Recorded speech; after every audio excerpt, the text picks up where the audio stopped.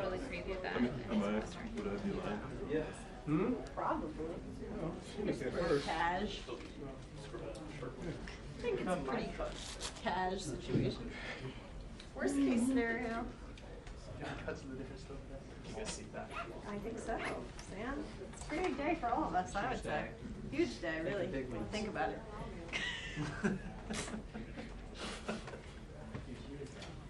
Awesome. I think maybe the problem is that where was he too much money? He wasn't. That was a crazy period. McCarthy, like speaker. You've seen a lot of things, but McCarthy speaker, pro forma. Got bored. Probably should be. You guys, like 2 minutes. 2 minutes. Mic check. Julie. You ought to get this one. Only if it has a photo of Stacey.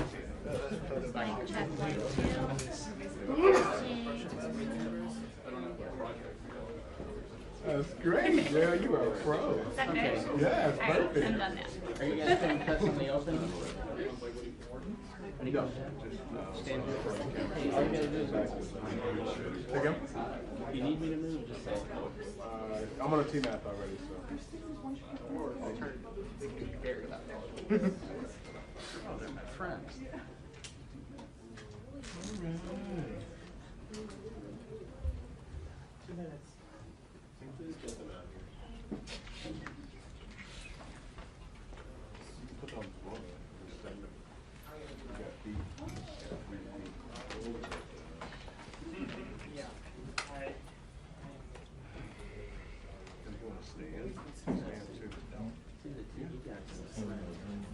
Yeah, we love you.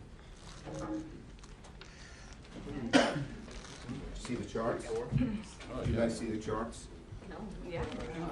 I know you guys Yeah, I was did. gonna say, yeah, we see them. Should we make them bigger?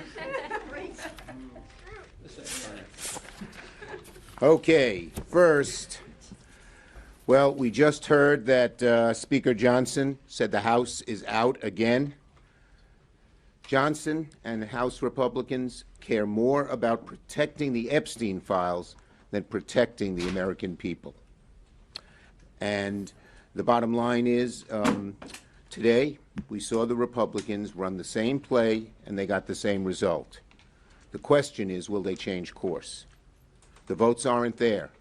It's clear from today's vote and yesterday and 2 days ago's vote and the 2 other votes before it. So the bottom line is we've had 4 votes and they haven't gotten the votes on any of them. We have asked Republican leaders for months to sit down and talk with us. They've refused and barreled us into a shutdown. They thought they could bludgeon us and threaten us and scare us. It ain't working because my caucus and Democrats are adamant that we must protect the health care of the American people. And so now, rather than working with us to end the pain Americans are feeling because of a shutdown, Republicans have instead, they've wasted a week, refused to talk, and exacerbated pain for America. Instead of trying to come to the table and negotiate with Democrats and reopen the government, the White House and fellow Republicans have vowed to make this a maximum pain shutdown, they call it. Unfortunately, the maximum pain falls on the American people, and the American people know it. They know it's not Democrats doing this maximum pain. It's vote and Trump and the Republicans. And so it falls on them. And so even in the White House and in the administration, there are people saying, don't do it, because the blame correctly will fall on Trump's shoulders. They're using the American people as political pawns. Why? Because they don't want to even talk to us about reopening the government by fixing health care. New data came out today from KFF. And that is not Kentucky Fried French fries. KFF could be Kentucky French fries. Nah. Kaiser family foundation. I know. Orange. Excuse me.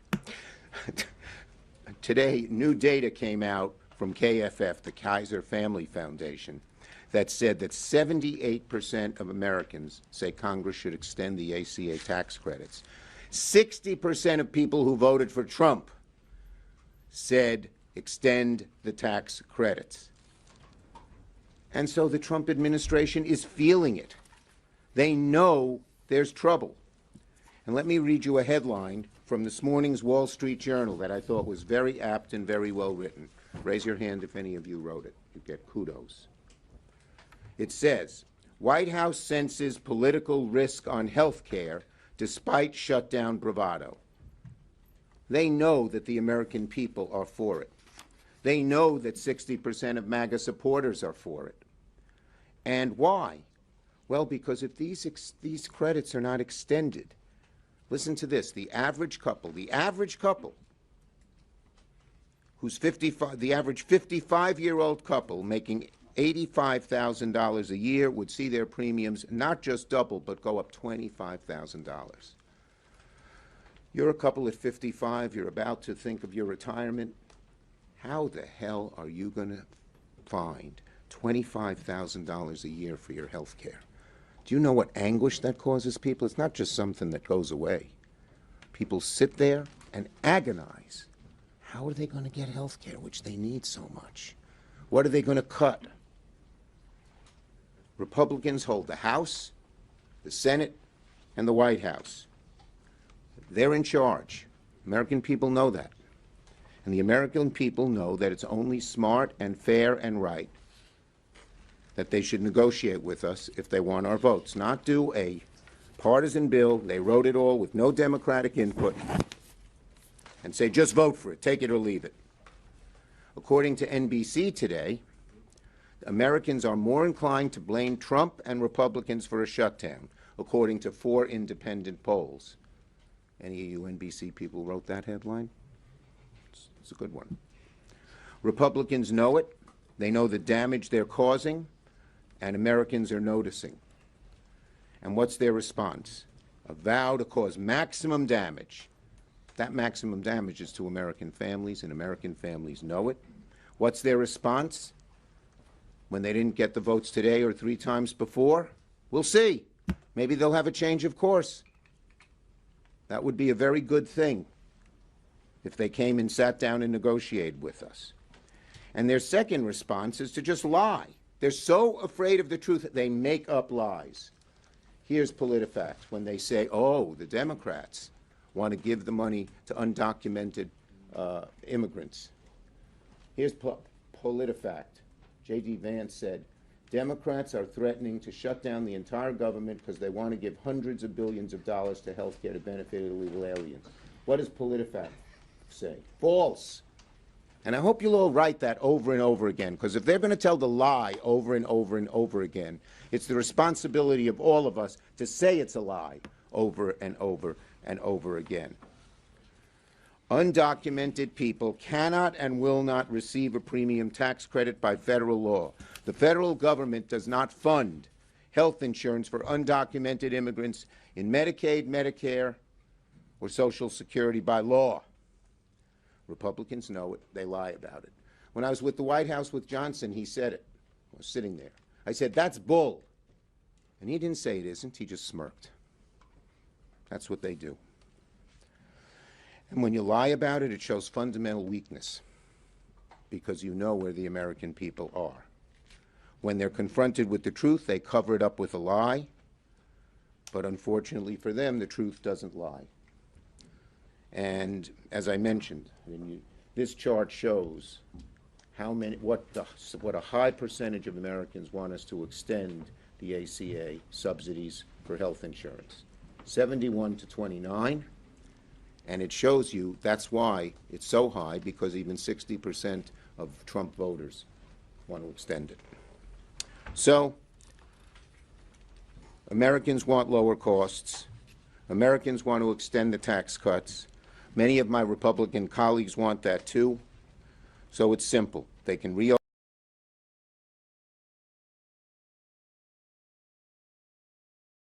The only people making it a choice between one and the other between health care and opening up the government to the Republicans. We're not. We say we can do both.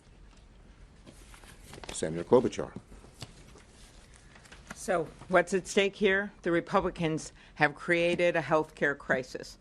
It was already a difficult situation, but by passing the big, beautiful betrayal of a bill, they basically are kicking 15 million people off of their health care, off of Medicaid. They are going to close down rural hospitals. Some of that already has happened, in part because of the $500 billion Medicare cut that was triggered because of their decision to increase the debt so much with tax cuts to the wealthy. Those are things that have happened. But the final thing is that when it comes to the Affordable Care Act, where you have 20 million people that are on these plans in each of their individual states, in my state it's called MNsure, they will not be able to afford their insurance. I heard this big time when I was out in rural Minnesota. I went to 13 counties last week.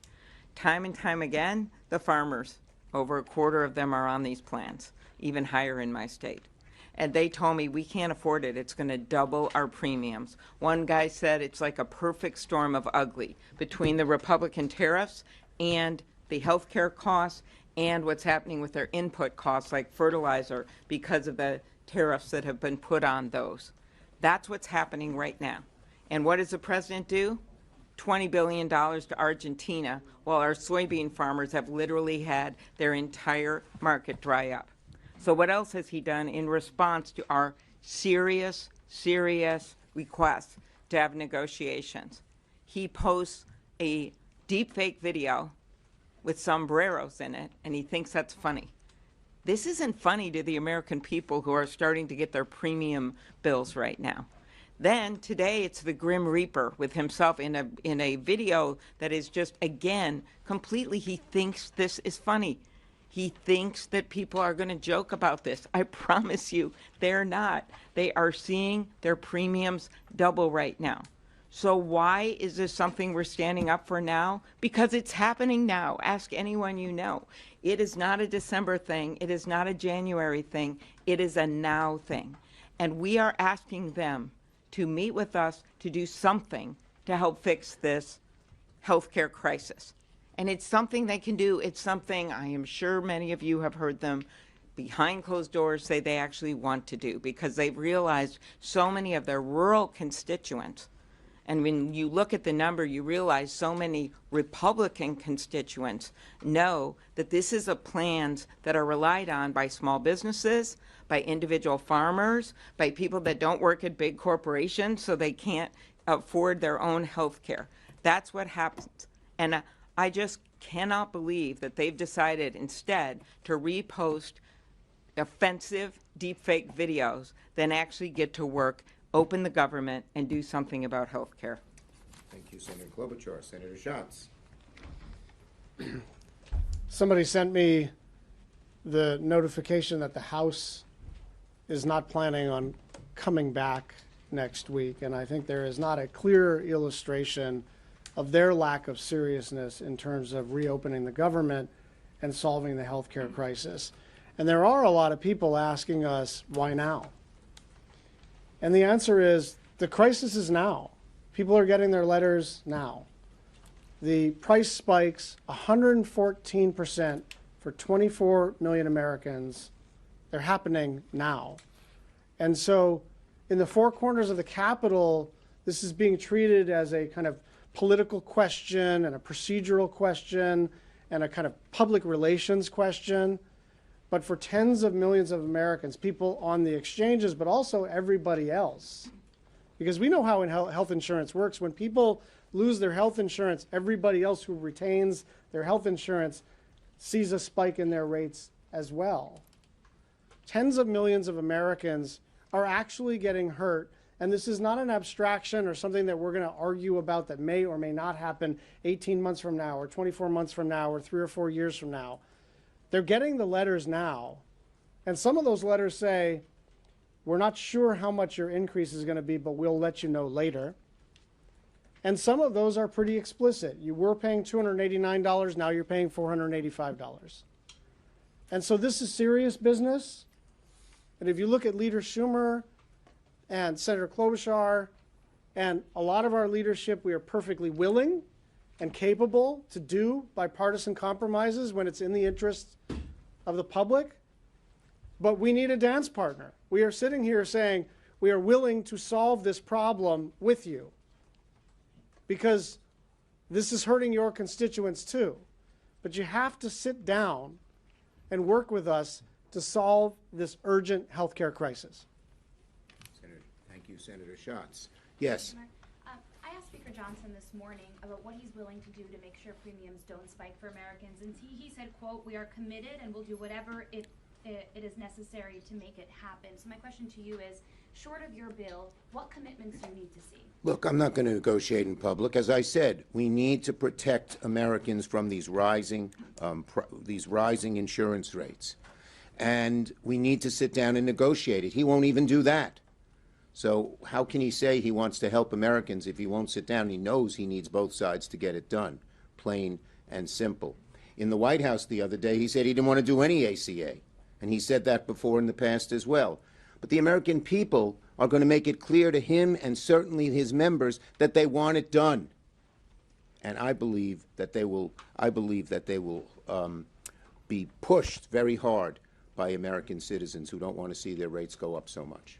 There are some informal talks going on between senator to senator. How dialed into these talks are you? Do you think they're making any progress? Yeah, look, first my Democratic senators who were involved came to me, a bunch of them, and said, should they do it? I said, by all means. We want Democrats to talk with Republicans. And so it's a good thing. Unfortunately, last night, if you ask our Democratic senators, the Republicans didn't offer anything really new, just the same old stuff. And so nothing new nothing on ACA, nothing on rescissions. And so, look, our Democrats want to go back and negotiate again, but they got to negotiate with something, get something in return. Yes.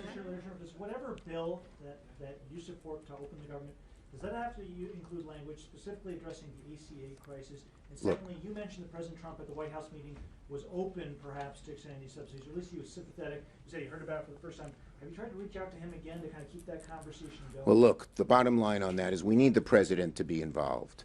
Johnson and a whole lot of his caucus don't like the ACA, don't want to do the extensions. A lot of Republican senators in the Senate do, but they're not enough. Thune is not enough. You need Johnson, and you particularly need Trump to get it done. So that's the bottom line, and we need real improvements in Americans' health care, plain and simple. Calling someone in the back.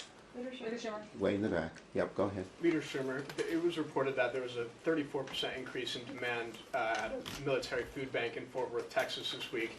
How do you square the needs of constituents facing an immediate pain during a shutdown with your focus on lowering healthcare premiums? The bottom line is there's a simple way to end the shutdown. Come and sit down and negotiate a fair bill with us. Yes?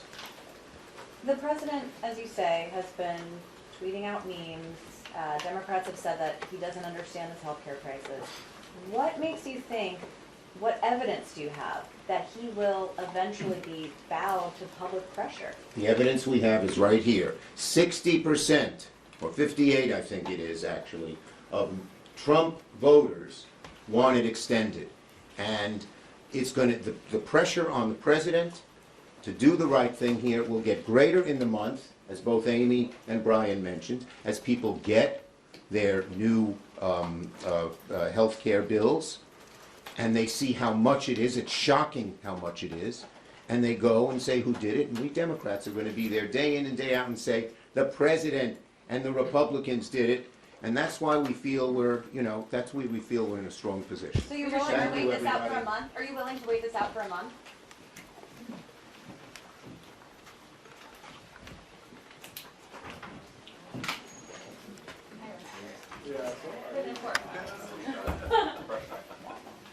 You would have been like, really?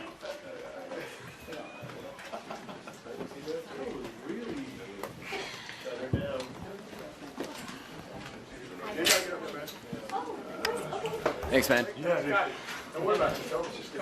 Save the day, per usual. I'll try my best. No, you killed it. Thanks again. Yeah. Talk about this Ravens, man. What's going on? Apparently, Eric Hendricks also refused to do one. Welcome to Cooper Rush. He's a Jair like- player? Who cares? He sucks. Oh, he sucks. Well, Harbaugh rushed him back before he was ready, and he ended up costing us the game. His jersey during that Buffalo game.